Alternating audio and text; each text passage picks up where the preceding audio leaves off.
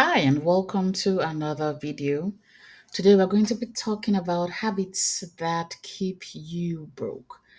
Just a couple of things that we do, habits that we form early and engaging that makes it difficult to accumulate wealth and cash. And the first one on the list is living beyond your means. It can lead to financial disaster, meaning you're spending much more than you are making. Now, depending on what your income level is compared to your daily necessities, like your rent and your utilities, of course, you might find yourself in a situation where you need to use your credit card to supplement. But to me, it's different when it's your daily necessities. You've gotten a pay cut at work, or working multiple jobs, and it's not just meeting your necessities yet. For whatever reason, your rent, your utilities, like your car insurance, if you have to drive, all of that adds up to a little bit more than you are making. I think that is different because over time you can get a side hustle or a side gig or a different job. There are chances of a promotion. It's quite different when you know the income you're making, you know what your needs are, the expenses that you cannot do without, and yet you insist on going for expensive trips and always listen the newest cars, the most expensive cars, and buying clothes you don't need and shoes you don't need, and making expenditures and cash outflows that are not necessities, that are not needs in your life. You are living beyond your means. It makes it very difficult to accumulate wealth, to accumulate money of any kind. So if you find yourself in a position where you are living beyond your means, you want to make sure that you use budgeting as a tool. The beginning stages of budgeting is always a great way to take a look at your expenses and see exactly where your money is going and where you can make cuts. You need to downgrade that vehicle. You need to shop at a different store because they have lower prices for your groceries. Can you shop around for a better insurance company? Things like that. So, assessing your expenses and seeing where you can make cuts and trims is always a good idea, regardless of the situation you find yourself in. The next habit is poor credit habits. I alluded to it a little bit in the first one, relying on credit like it's extra income. Again, when push comes to shove and you have no other option or no choice, again, when it comes to your needs, like a hospital bill, you know, your rent, your utilities, your needs. Right now, whatever it is you're making cannot cover those expenses, and you need to use your credit card to fill in the gap for a little bit while you stretch yourself out and get things together. Again, that's different, but there are a lot of people I've met and talked to over the years who use a credit card like it's extra income to buy things that they don't need, things that are not necessities. If you cannot afford it today, you're going to be able to afford it one day, but spending recklessly on your credit card is not going to help you get there or build wealth. You need to be careful. We just overall across the board, we need to be careful how we use our credit card because the interest rate piles up and it sinks you deeper and deeper into debt. And then when you have your credit card only paying the minimum payment on your cards or missing payments negatively affects your credit score. A negative credit score or a really low credit score in turn leads to increased interest rates on your loans and credit cards and mortgages and what have you whenever you need to finance anything, because it suggests that you are very careless with money and there is a high likelihood that you will not pay back or that the credit card company is not going to get their money back. So you want to make sure that when you pay on your credit card, you pay a little bit more than the minimum payment because it goes a long way in helping to reduce the principal portion of the debt. And it is very, very important that you do not miss any payments. Very, very key. A missing payment has one of the most adverse effects on your credit score and your credit report. Of all the things that can bring down your credit score, the one that does it the fastest is your missing payment. I believe I read something once that says if you miss a payment, your credit score can easily go down 15 points from one missed payment. So you want to make sure you do not miss the payment, and when you can, you pay more than the minimum payment on your credit card. You also want to be careful about opening and closing too many credit cards, because when you open a credit card, an inquiry is made on your credit history, about your credit history and credit report, and that gets flagged on there.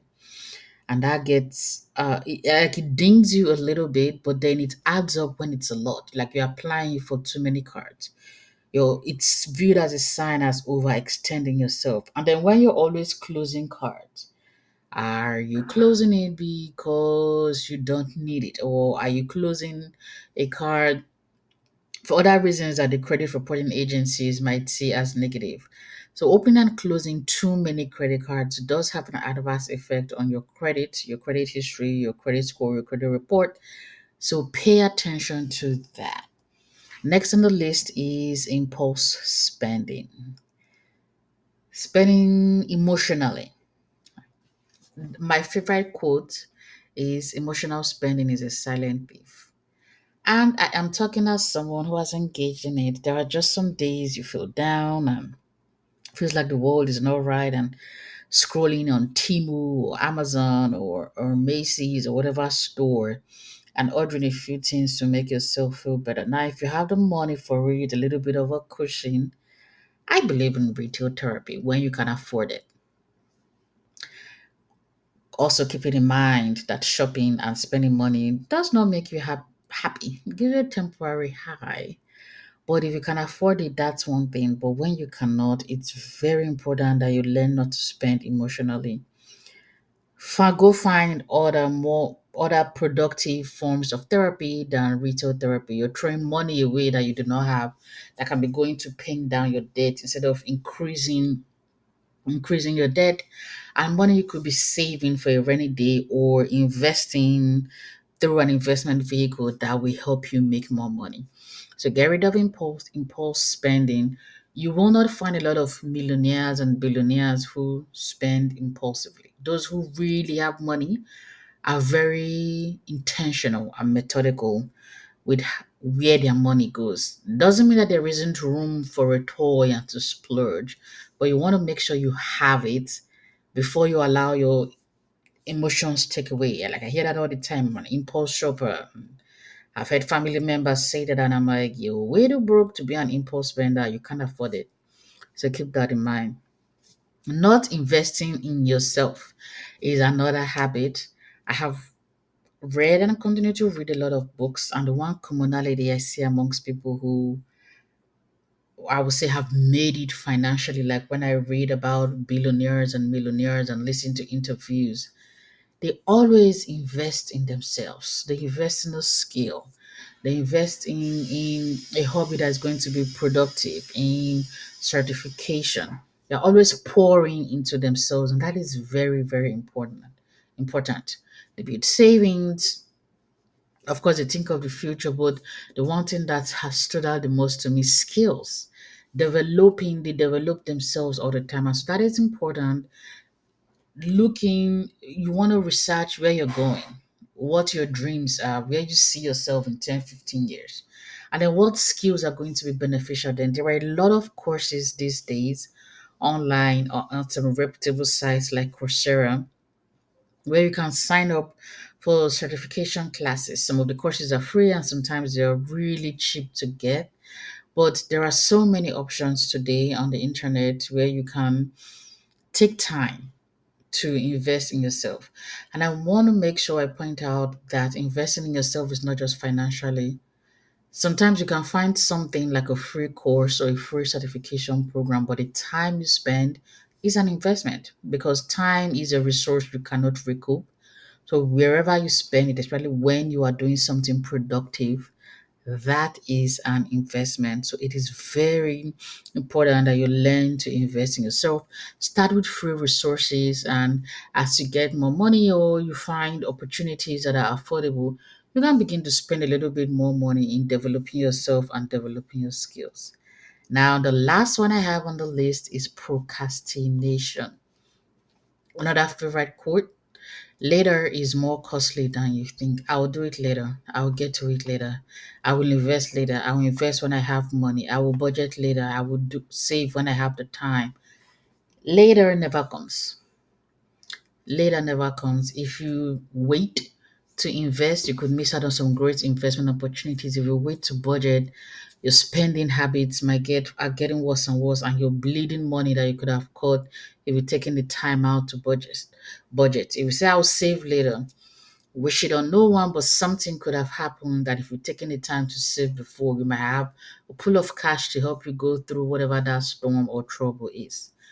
You cannot procrastinate. I'll find that job later. I will start that side gig later. I will find that information later. Again, I am studying on a soapbox about procrastination as a reformed procrastinator myself.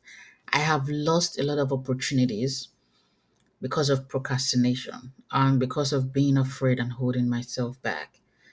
I will get to it later. I will get to it when I'm more confident. I will get to it when I have money. I will start when I have time. Later never comes. Whatever it is you want to do in terms of building wealth and improving yourself and taking care of yourself, start today, regardless of the scale. Whether it's $10, $50, whatever it is, start today. Do not wait. So now that we've talked about those habits, just what to do. Have weekly money dates with yourself, like schedule 30 minutes where you're assessing your finances and where your money has gone and what you plan for the future and what you want to invest in. It is very important. The same way we um, schedule romantic dates, it is if you're very focused on building wealth and that is a desire of yours, you want to have weekly money dates with yourself. Put it in your calendar and prioritize that. Make it a point to settle down and go through your finances and go through your money and make adequate plans. Invest that time in a date with yourself when it comes to your finances. When it comes to using credit cards, a good rule I have found that has helped is if you wouldn't or cannot buy it with cash, pause and think about it. I've done that many times where I'll be on Amazon and have a shopping cart full of stuff. And before I would just click order right away. But I have learned, you know what? Put it in the cart, leave it, come back to it for at the same time tomorrow. And 90% of the time, let's say for example, I have a shopping cart full of $500 worth of stuff. 90% of the time I come back and either I don't purchase anything or when I do, it's usually one third or half of what is there. The others are meaningless. Sometimes all I need is one item. I'm like, yeah, it's not worth order force just to get one item. When it's not an essential purchase, when it's not a necessity, when it's not something that I can't do without, I have learned to pause for 24 hours. And if I still want it, I will come back and consider buying it. So that's definitely one thing you can do today is really when we're online, so easy on whatever site. Even Timo that you think is cheap, but the purchases add up a lot. Like put whatever you want, go more or less go shopping, put whatever you want in the shopping cart, but don't buy it yet. Go away, come back that same time tomorrow. And if you still really desire what is in there, then think about it. Of course, you want to think about how much money you have and whether it's really a need. But think about it, give yourself time. Because sometimes when we do that, we are responding to something emotional that has happened. 24 hours should be enough time to sort of process and let the emotions settle. And when they do, when you take a look at that shopping cart again, there are times I've gone back to a shopping cart a day or two later. I'm like, what was I thinking? Why is that there? In the moment, it made sense. But then when I take time to go back and look at it, it doesn't make sense anymore. And some final thoughts here: start somewhere to invest. It adds up over time. There is Robinhood and other fractional investing vehicles or companies. There are fractional real estate companies. You can consider ETFs. You can open a Roth IRA. You can open a CD. You can actually buy bonds directly from the US government, the US Treasury. Start somewhere. Don't procrastinate, like we talked about earlier. Oh, when I have more money, there will never be enough money until you start. You can say, when I have my million, and when the million comes, well, another 500K. And when that comes, well, maybe another 25K, and so on and so forth. Start somewhere. Start with what you have, even if it seems small. That business you want to start now. No matter how little, start now. It is better to do things little by little because it helps you make better choices. I have yet to meet anybody who says, oh, I will do XYZ when I have millions in my bank account and then end up doing it, because it never happened. As the money comes in, there is always something else, a need, whatever that takes priority. So little by little, small increments, and celebrate the small wins. I'm a big fan of that. Celebrate the small wins. So now that we've talked about these habits and what to do, I hope that I have been able to inform. I hope that I have been able to inspire you. As always, if you've learned something, please like the video. It is greatly appreciated. If you know someone who is going to benefit from it, someone you love, please share and make sure to subscribe so that you are notified of any other videos and activities that drop on the channel. Thank you so much and catch you in the next video.